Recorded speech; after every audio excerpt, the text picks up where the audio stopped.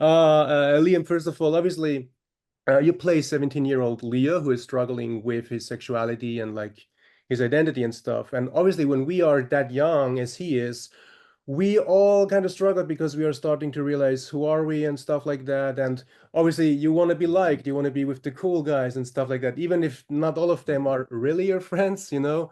Yeah, yeah. I was wondering because whenever, as teenagers, when we feel like there's something wrong with us, we try to hide that and we don't want them to know. Especially in this film, we get to see how his friends are talking about this other guy who came out and was kicked out of the house.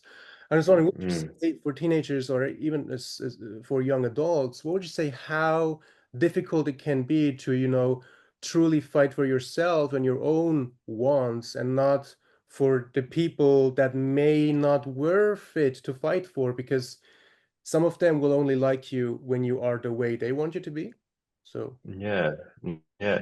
I mean, that's so it's so awesome that you sort of touched on that as well because it's something that I spoke about a lot while we were filming the film. I think, you know, although obviously it caters to the LGBT audience, it's like all teenagers go through a certain phase in their life where they're struggling with acceptance, as you were saying. I think it's just a matter of like learning and being comfortable with yourself. I mean, it's a lot easier said than done. But I think it's really, really just accepting like this is who I am and I'm okay with that. And there's nothing wrong with that. And you get put in these sort of social bubbles in high school that sort of make you try and like fit the mold of this certain thing. Like I remember being 13 or so in high school and saying like, no, I don't like Justin Bieber. Like girls all love Justin Bieber. I don't like that, but I like loved Justin Bieber. Like I remember being 13 and just absolutely loving Justin Bieber. But like I felt like I couldn't say I did, because all yeah, the yeah, yeah. boys were like, no, that's girly, that's girly. Yeah, it took me a long time as well personally. Like, yeah, I think you just I think it's all a part of growing up and you realize, you sort of discover who you are. And Mm. then once you discover who you are, I think it's important not to shy away from that and really just embrace that because that's when you truly will be happy. And obviously Leo in this film discovers that because you find that you've just kind of been put in this place with these certain people that don't really align to who you are. And then Mm. once you discover who you actually are, you feel a lot more comfortable and a lot more free to be yourself. So yeah. Absolutely. You know what Justin Bieber was for you? For me, it was Celine Dion. You know, when I was a kid, Yeah. I was like, oh, of course I Yeah. listen to Eminem and 50 Cent. And I did, but I just hide Mm. the fact that I also listened to Celine, like Yeah, yeah, exactly. No, I loved all that sort of stuff growing up, and I loved that music too. And yeah, I was thinking about it today, actually, funnily enough, and it's just so interesting. I was just like, why did I think that? Like, I was so adamant on yeah. pretending like I didn't like it, and yeah, and obviously it is a lot easier said than done. I think it's really difficult being a teenager, just in general. It's like I think it's the hardest part of one of the hardest parts of everyone's lives. You're developing as a person Mm. and you have all these crazy emotions happening at the same time and your social bubble stays the same for however many years unless you're obviously changing schools and whatnot and you want to do everything you can to fit in. So Yeah. yeah, it is a struggle. I think that's why a lot of adult writers as well come back to the coming of age stories because they Mhm. reflect on this part of a part of being a teenager because it is such a vital part of your life. Absolutely. Yeah, and what's also easier said than done is because, whenever, people always tell you, fuck what people think of you. But that's really easier said than done because some Exactly. people are Yeah. like, I wish I wouldn't care what people think about me. But it's like quite Yeah. a journey from going to, I wish I Mm. wouldn't care to actually not caring about it. And I was wondering, Yeah. say how tricky it can be to go from A to B. And do you believe that we ever get fully there? Because people are always going to have opinions on you. Yeah. I think it really differs from person to person. Mm. I even myself, personally, I'm 25 now, and I feel like sometimes I'm like, yeah, I'm exactly I'm. I don't care what people think. Like I am who I am and all this sort of stuff. But Yeah. then there's moments where I'm like, oh, I don't want to do that because what if people will think this? And it's just like Mm, I think it's just a natural part of life, and I really sympathize with people that struggle with it as well. Like, because it is a really tough thing to do. It's like you don't even know why that you're even worried, and then once you do it, you're like, oh, I didn't have anything to be worried about anyway. exactly. And So what I yeah. find really sad is, sometimes some people are like, they don't really care what their friends and family say, but as soon as a Mm, stranger that they don't know, mm, it feels like the value of a stranger is more important than, what your loved ones yeah. they have to say, it's really Yeah. difficult. Yeah, it is really interesting in that sort of sense. I think I would be the opposite. I think Yeah, strangers, I don't really care. It's like people that I know and people that I'm close with, I really value their opinions, and I think it can really weigh on you as well. Mm. absolutely, absolutely. And so in the film, there's actually a scene where Leo brings home Monique, and her mother goes like, "Oh, you're a painter. Oh, great!" And she's like, "Oh, super." Yeah. But then also she Yeah. goes like, "But you're also going to pursue a real job, right?" And Yeah. it kind of reminds me, because I feel like in this world we are working in, very often for people, it's very like out of reach or untouchable. They have like, it doesn't feel like a real job to people. And unfortunately, sometimes, maybe some people listen too much to naysayers and they start to believe, well, maybe it is out of reach. Maybe I should be considering doing something else. And I was wondering, because you are a young artist, how did you make sure you don't allow any voices to talk you out of your journey? Yeah, well, I think, well, I was really lucky growing up. I mean, I've been pursuing a career in acting since I was about 12. I've been really lucky that both my parents have been extremely supportive. I think that's um, definitely had an impact in my life. I mean, if my parents weren't supportive, then, they wouldn't have put me in acting classes when I was 12, and they wouldn't have supported my career so much, driven me to auditions and done all that sort of stuff. It is so important to consider that for young people, especially, if their parents aren't supportive, it's really difficult. Especially, Yeah. you can't really just be like, all right, no, I'm just going to do it anyway, and it's or well, you can, but you run the risk of disappointing your parents and all that sort of stuff because Mm, especially if you're coming from a working class and whatnot, it's a very very tough career to pursue. right. And it definitely is, but I think it's just for me, it's definitely about just the love I have for the craft. And this is always what I've known that I want to do. And if I'm not doing it for love, then I shouldn't be doing it at all. And Yeah. I say that as well because, that we spend a lot of time doing jobs where we don't get paid for it. And a lot of the time I kind of stop myself and like say to myself, okay, now if I wasn't getting paid for this and this was like my first ever job, yeah, and it's like, and they're offering it to me, but I'm not going to get paid, but it will lead to other things. Would I do it? And if the Yeah. answer is yes, then that's amazing. Because obviously you still need to consider the fact that you need to make it a career and, eventually, get paid for it. Yeah. Yeah. But Yeah. I think when if you have a certain love for something, that's what makes you truly happy. I think the pursuit and doing it, or the journey, is the best part. But yeah, it's a lot easier said than done as well. Same Yeah. again, because it is a really tough industry, and Mm, it's a lot of yeah. rejection, and it's a lot of kicking you down just for you to get back up again and keep on trying until just Yes. finding something that lands. I was going to say, because when it comes down like to the parents that do become supportive of it, I feel like for some of Mm, them, it's more like trying to figure out whether or not their child is really, really serious about the passion and the craft and all of that, or if they're mm. just dreaming of being a star and glamour or whatever, it's Yeah, really yeah. something very serious. Yeah, well, exactly right. I mean, I think if you're having this vision of like, I want to be an actor because I get to be famous and Mm. a celebrity, then you're not really Yes. like, to me, obviously, this is my personal feelings, but to me, if that's why you're pursuing the craft, it's not really why you should be doing it because like the whole idea is like acting is amazing and like being able to create something like that and like become a different character should be what reels you in because fame and all that sort of stuff. I mean, like I can't speak because I'm nowhere near any sort of level like that. But like, it's my dream is to just like be able to act and make a living steadily off acting. Like that's all I've ever wanted, and that's the goal for me.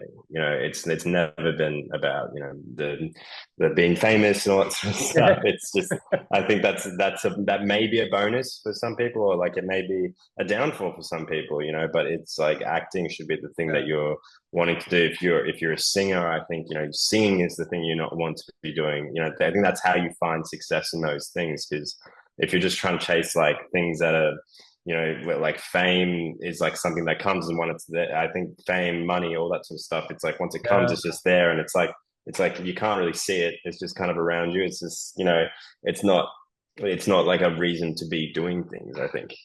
absolutely. And it might also make you go like, because you're like, okay, what can I do to get myself famous? It's like, do you Yeah, really do what you want to do? Do you really take the projects you want to do, or do you try yeah. to make projects that get you to that fame level or whatever? It's like, Yeah, exactly. I think, well, for me especially, I like if I could be choosy, I would definitely just pick projects that would be like that speak to me and really tell an amazing story and whatnot. But obviously, it is hard getting acting work and whatnot. And if you're not at a certain level, you kind of take what you can get until you try to yeah, sort of make a yeah. name for yourself, and then you can sort of start being like picky and stuff like that.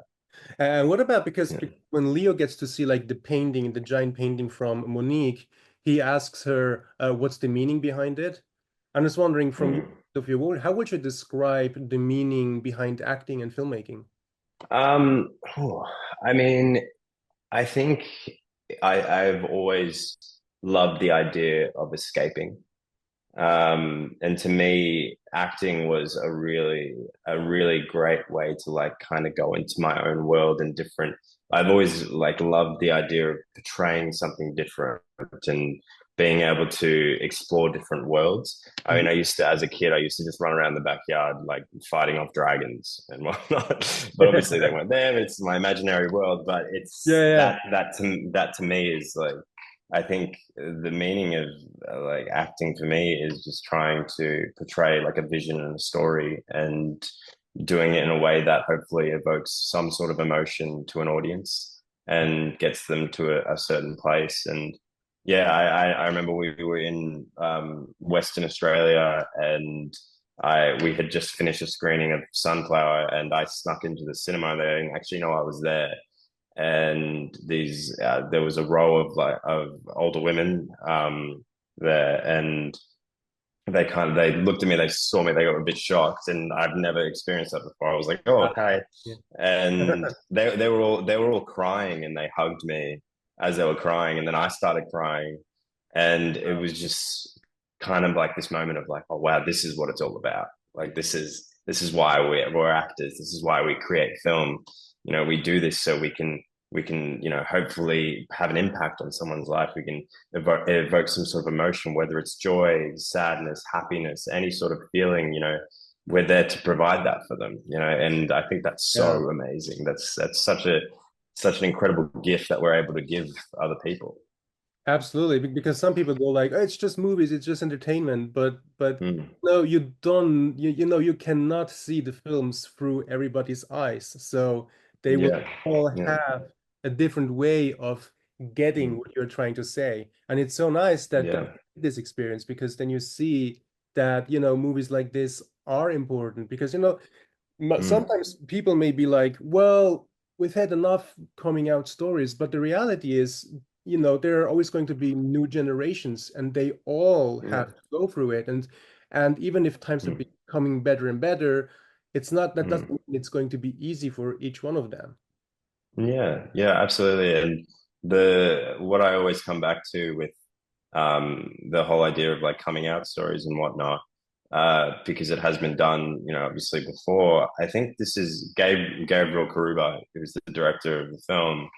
It's about his life, and it's the truth of Mhm. what happened in his life. So that was what the film was made based on, sorry. Yeah. So that's what I really honor. I really love about the film. You know, it's we were on set, and I remember I told Gabe, I asked him sort of like, oh, are you a bit worried? Like this is a bit of a cliche, you know, sort of story sort of thing. And he Mm, just looked at me and he said, you know, it's the truth, hmm. and Yeah, it's what happened. And he said something to me that I'll never forget. And he said, why do we always run away from the truth? yeah, And that's it stuck with me for a really long time because we shot it we shot it at the end of 2021, start of 2022. So yeah.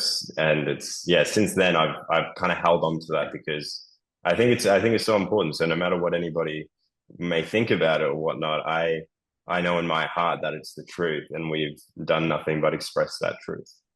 Exactly. And I mean, in the end, what is a cliche? I mean, you cannot say that the coming out story is a cliche per se, because obviously every person's experience is a completely different one in the end. Yeah, yeah, absolutely, absolutely.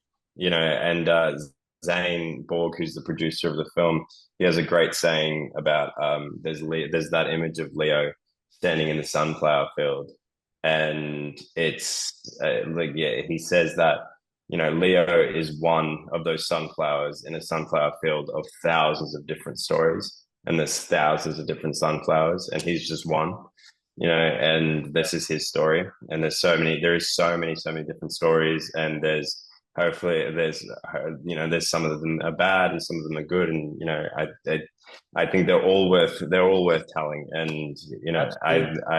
yeah, absolutely. So true. And what about Mm. there's like this nice scene, a water place. And he goes like it's like a place that his parents took him to when he was a child during summer. Yeah, And he also yeah. says that back then he didn't even know that this place existed. And it kind of Mm. reminded me, because I just discovered like a few months ago, I discovered a very nice water place like near me. And I was like, how can it Yeah. have been here for years, but I have never Mm. known about this? Yeah. Wondering if you do remember, like Mm. a specific hidden great spot from your own hometown that you kind of got to discover very late, actually. Yeah, I don't think I really discovered it, but I was always because in Victoria in Australia we have this really great place called the Great Ocean Road, Mhm. where it's not very far from me, but you basically drive along it's where like the 12 apostles are and stuff. I'm not sure if you've heard of it, but it's just basically this place where it's just a lot of beaches along this really amazing windy road with a lot of cliffs. And I used to go there a lot as a kid, but I think I ended up going to a place called Apollo Bay along that Great Ocean Road, and it's just to me it's so amazing. And I ended up finding it later on in life when I was about 21 with one of my best mates because we like to surf. And I find it so peaceful and so amazing. I always say I want to retire there, and it's like one of these things where you just like you would be sitting on a surfboard and look up and there's just mountains behind us. And Wow. Yeah. to me, yeah, that was kind of like like this is where I felt most peace, and like it was just one of those surreal moments that like I could stay here forever in this moment. So yeah, I will always kind of go back there. I make sure to go back there at least like a few times a year, and it's Wow. Yeah. just like a really nice spot to sort of reset and you know take a breath, which is nice. Would you say so? This is like the place to go because in the film, um, he says that he goes to this water place to clear his mind, kind of. So I mean, would you Mm-hmm. say that's also like the place for you when you want to clear your mind or when you want to just, be with your thoughts in a way? Yeah, definitely, definitely. I think that's I've definitely gone there in moments in my life. I remember I was having a really tough time once when I was in, I think it was about 2021. We just come out of lockdown, and it was just before filming this actually. And I just Yeah, decided yeah. to get in my car, and I just drove down there, and Hmm. I parked at the top of the hill, looking down at the beaches, and I just kind of sat there and took a couple of breaths, and I felt like a lot better. But it's you know in the film as well. I think it's really great too because Tom sort of takes Leo there because this is Tom's sort of spot to get away, and Leo's kind of discovering not only himself but like these newfound areas of like his like you know outside of his friendship group, outside of like who he is and where he hangs out all the time. It's no longer the Yeah. basketball court. It's this beautiful like serenity that he didn't even know he loved. And he gets to experience that with someone as well, which is so beautiful. Yeah, totally, totally. And what about because there's this line from Leo in the film, I'm sick of being scared. And obviously Mm, being scared can make you um not experience what you want to experience. For example, I was afraid of flying, and one day I was like, mm. what if I don't fly, I don't get to see anything, you know? Yeah, Um, yeah, and so yeah, for me it was like facing the fear. Obviously, if you are afraid of scorpions, I wouldn't recommend to face them because it might go worse. yeah. But still, I was wondering, whenever you are dealing with a fear, whatever that might is, how do you usually approach a fear in order to make it go away? I I think lately I've been adopting. I had someone give a talk at my high school when I was about 17, but I've only started actually adopting what this person said now, and he had a quote which was "Do it scared," and I kind of sit with it, and I know I'm like really scared about to do something, like if I have to talk to a big audience or if it's I'm gonna do something, anything that scares me. I just sit there and I go, do it scared, do it scared, do it scared, do it scared until I just do it. So I think I've adopted this thing recently of just like doing it, and yeah, I'm not, I don't like to say that I'm scared of spiders, but I don't like them particularly. And Same, I yeah. was I went to my mailbox last night and there was a massive what kind of spider was it? But it was a very big spider. It was probably like, I don't know, like that big if you can see it. Oh, Like it was no. it was huge. It was huge, but that's pretty Creepy. common in Australia. And it was crawling out of my mailbox, and I need to get the mail out. And I just kind of stood there, and I was like, just grab it, just grab it, just grab it, just grab it. And I like opened it and like quickly grabbed it, and Oh, then like yeah, but because I try to tell myself like afterwards I'm gonna be happy that I yeah, yeah, did. yeah, yeah. So yeah, I got the mail, and yeah, but just telling myself do it scared is like the thing that I do. In a long story short. Liam, my last question would be like, because obviously without giving away anything, but for Leo, like expressing his true feelings seems to be easier through writing than speaking it out because Mm. he's dealing with a lot of anger throughout the film, and even when he is approached by people who are in support of him, it's really, really difficult for him to speak about what's going on. And so for him, it seems to be like the easier way to go through written words. And I was wondering, as an artist, and you've also made music, right? Because you made like a piece for this film as well, like the piano piece. Yeah, yeah, I did. I actually wrote. I'm not really wrote actually. So I don't.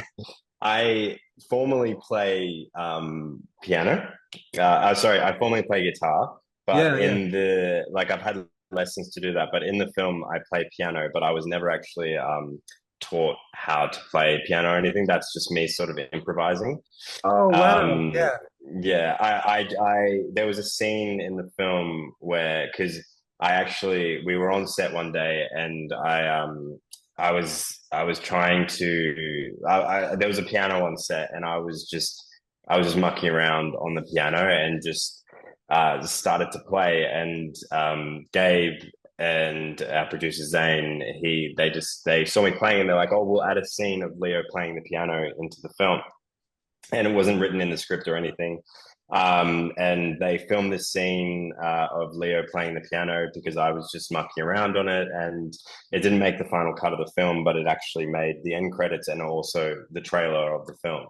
So, which is like Oh, insane to me because I kind of hate listening to it because to you me all I do? hear is just me. Like I don't really like listening to it because I just hear myself like not knowing what I'm doing, and I just think of people that like might actually know how to play the piano properly that they might be sitting there just like listening going, what is this person playing? Like so I'm a little bit worried about that, but yeah, to me No, I just don't I be, just sit I don't just sit there, be. yeah. I just kind of sit there and listen to it and I'm like, yeah, it's not, I don't think it's that great, but I hope Oh, I hope no, that people dude. will think it's good. But is it like different for you when you see yourself acting, Because I know that for many actors, it's actually very difficult to see themselves perform on screen. Yeah, I mean, I I don't mind seeing myself on screen. I think it's now that I've watched Sunflower a lot because I've seen it many times. It's a lot more difficult to watch because all I see is the flaws now. But I think I'm in a really great sort of position in a way that I it was my first time seeing myself on a cinema screen after like 10 years of this oh no, I think it was like 12 years at that point of like this pursuit of acting. I'd never seen myself on a cinema screen. And then so just being able to see myself up there, like doing what I love, that was just the best gift I could have ever been given. I wasn't even looking Yeah. at the acting. If I look at myself acting, I think it's really difficult because I'm like just critiquing. But yeah, it's like the feeling of being able to see myself like do that. It's indescribable. It's just what I've dreamed of my whole life. So the first time I watched it, I was just crying the whole time of happiness. Wow. So Yeah, yeah. yeah, I'm sure now Right. when I do more projects and I continue to see myself, I'll just end up hating it. But for the moment, I think it's just I ignore the acting and just sit in the disbelief that wow, I'm achieving this lifelong dream as Yeah, well. So yeah. yeah. And the Mm. question I wanted to ask before that one was, do you feel like it can be easier at times to express, feelings through writing instead of speaking them out? Yeah, definitely. I think it helps a lot to get what's on your mind. I think I have taken that in very much taking what's on your mind and then putting it down onto paper because it kind of gets it out of your head and then onto the page and you can sit there and look at it. It's like something you can hold and you can even crunch it up and you can throw it away if you like, or you can set it on fire. It's getting it out of your mind really helps. And sometimes when you're sitting there and you're writing it, it really helps because you have to take that time to write each word. So you're really Yeah, thinking yeah. about everything you're writing. And then all of a sudden, sometimes once you're writing everything and you're really processing each word, it doesn't feel as heavy. It doesn't feel as much to you. And even some things where, you don't want to like tell people and you don't want to like say those sort of things. If you write it down, it's almost like you're telling someone, and you're getting those feelings out. You're putting it away from you. If it's bothering you, or it's any of those things, I think writing really does help. Or even if you're scared to just say it, it's like it's hard. It's a lot easier just to write it down.